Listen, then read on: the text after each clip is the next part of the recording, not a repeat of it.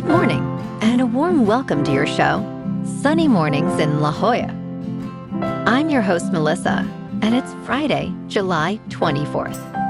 You'll be interested to know, 115 years ago, today in 1911, explorer Hiram Bingham led a Yale University expedition and brought the Machu Picchu mountain citadel to international attention after local guides revealed the site in the high Andes. That discovery highlighted indigenous engineering and cultural achievement and helped inspire global appreciation and preservation efforts for Andean history and Inca heritage. So now you know. And now, it's time for the Surf Report. Friday in La Jolla. This morning it's looking clean with waves at 3 to 4 feet. Conditions stay fair until around 9 a.m. when they drop to 2 to 4 feet and become choppy. Winds are onshore starting at 3 miles per hour and increasing to 8 miles per hour by noon. Best time to ride is at 6 a.m. with the 2-foot incoming mid-tide when the south-southwest swell is 3 feet at 13 seconds and the onshore wind is 3 miles per hour. The nearshore buoy in Scripps in La Jolla reads 75 degrees for the water temperature. Conditions are clean with waves at 3 to 4 feet through the morning on Saturday. Afternoon winds shift onshore, creating choppy conditions with 3+ foot sets. Sunday sees a steady swell at 4 to 5 feet, but choppy conditions persist throughout the day. Monday maintains similar size, with fair conditions in the morning before winds create chop later. This morning, there's patchy fog, and it feels like 75 degrees with no wind. The sunset will take place at 7:56, and it will rise again tomorrow at 5:58. It looks like we're in for some patchy fog before 11 a.m., then mostly sunny with a high near 72 and a light southwest breeze around 8 miles per hour. If you're inland, it will hit a high of 78. Tonight, expect patchy fog after 11 p.m. with mostly cloudy skies, a low around 69, and a calm south wind around 4 miles per hour. Looking ahead in the weather. Saturday starts with patchy fog before 11 a.m., then becomes mostly sunny with a high near 73 and a southwest breeze up to 10 miles per hour. Sunday through Tuesday mornings will feature patchy fog before 11 a.m. with partly sunny afternoons and highs around 72 to 73, while nights stay mostly cloudy with lows near 69 to 70. Bonjour, food enthusiasts. This podcast is brought to you by Versailles Cafe and Pastries in Encinitas. Nestled on El Camino Real South, just north of Encinitas Boulevard, this cafe is a haven for culinary delights. Indulge in their amazing Eggs Benedict or their gluten-free crepes. You can grab a panini for lunch or just breeze on through to get your morning coffee.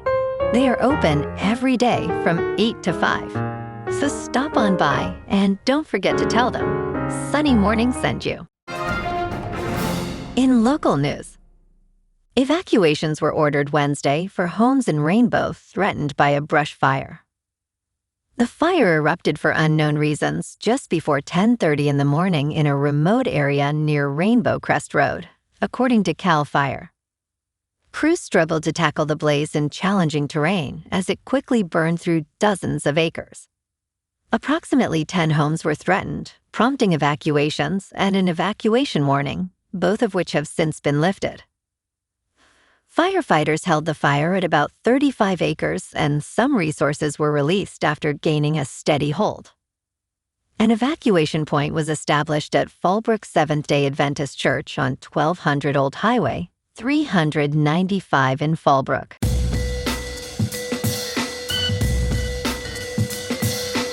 Now on to sports. Arizona Cardinals quarterback Jacoby Brissett will participate in training camp amid ongoing contract negotiations with no hold-in or holdout planned. Coach Mike Loeffler confirmed that Brissett will practice on the camp's first day, despite no agreement reached yet. Brissett's attendance is important, as he missed most of the off-season program, only reporting during mandatory minicamp as a non-participant. Following the release of Kyler Murray, Brissett became the primary option after starting 12 games in 2025. He seeks an extension, wanting compensation more in line with fellow starters. Loeffler described the contract talks as still ongoing and productive. In local sports, the Padres are back in action this afternoon in Miami. They'll take on the Marlins at Lone Depot Park at 4:10, looking to snap a 2-game skid after dropping the series finale to Atlanta yesterday. German Marquez takes the mound for San Diego, which sits at 50-53, 3 games below 500. The front office is active heading into the stretch run, too. They acquired pitcher Ron Marinaccio from Pittsburgh and made it clear Mason Miller isn't going anywhere. The All-Star closer, with his 0.86 ERA, figures to stay with the team through the deadline as San Diego positions itself as a wild card contender. Meanwhile, San Diego FC returns to MLS action tomorrow night at Snapdragon Stadium against FC Dallas. The expansion side has electrified the new venue with attacking soccer all season and sit just outside the playoff line. They're heavy favorites at home, and this is a prime opportunity to break above the playoff cut in front of their growing fan base. Over the Chargers, the organization signed safety Derwin James Jr. to a multi-year extension and agreed to terms with first-round pick Akeem Messeter. Training camp kicks off July 29th as Jim Harbaugh's third season gets underway with a new offensive coordinator in Mike McDaniel. In top news, the Justice Department is dropping the subpoenas it filed demanding grand jury testimony and phone records from New York Times journalists after sharp questioning from a federal judge. The government had insisted it was acting solely in the interest of national security. At the hearing, the U.S. District Court Judge Arun Subramanian expressed concerns about violations of protections for journalists. He threatened to impose sanctions against federal attorneys for misleading the court. David McGraw, the lead newsroom lawyer for the New York Times, called it a great day for the First Amendment. The Justice Department maintains its investigation remains ongoing. In business news, AMD's rivalry with Nvidia is increasingly moving into a new realm. The chip makers are best known for competing in the graphics processing unit business, but they are stepping up their offerings in the attractive market for server central processing units. Advanced Micro Devices has been coming after Nvidia in the market for graphics processing units. However, the smaller chip companies' new product announcements show there is fierce competition in the market for central processing units as well. On Thursday, AMD unveiled the 6th generation of its EPYC central processing units for data center servers at its Advancing Artificial Intelligence event. The Venice family of chips is meant to support agentic artificial intelligence workloads, AMD Chief Executive Officer Lisa Su said during a keynote presentation. In crypto movement, Bitcoin is up 1% for the week to about $65,000. Ethereum is unchanged at just under $1,900. And XRP is up 1% to $1.11. Moving on to a more local vibe. In our community spotlight on health and wellness, we are working with a national Pilates studio to bring you some free classes, so listen up. Check out Club Pilates, with several locations in the San Diego area.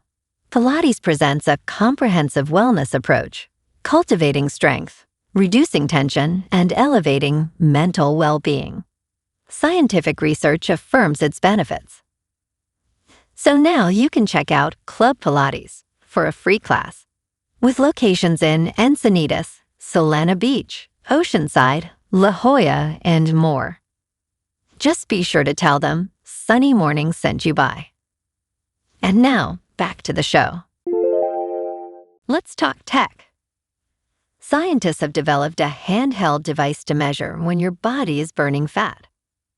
This breathalyzer identifies the amount of acetone in your breath to determine if you are in ketosis.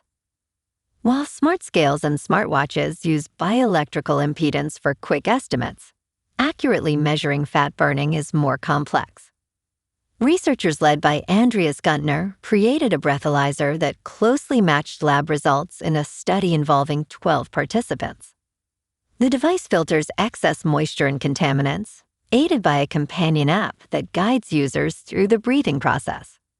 Frequent metabolic measurements may prove useful across various health settings. And in entertainment news, Tam Holland has made Hot Ones history by becoming the first person to vomit on camera on the talk show. In the popular series, host John Evans asks celebrities questions while they attempt to eat chicken wings coated in hot sauce. In a latest episode, the British actor was joined by his The Odyssey and Spider-Man, Brand New Day co-star Jon Bernthal.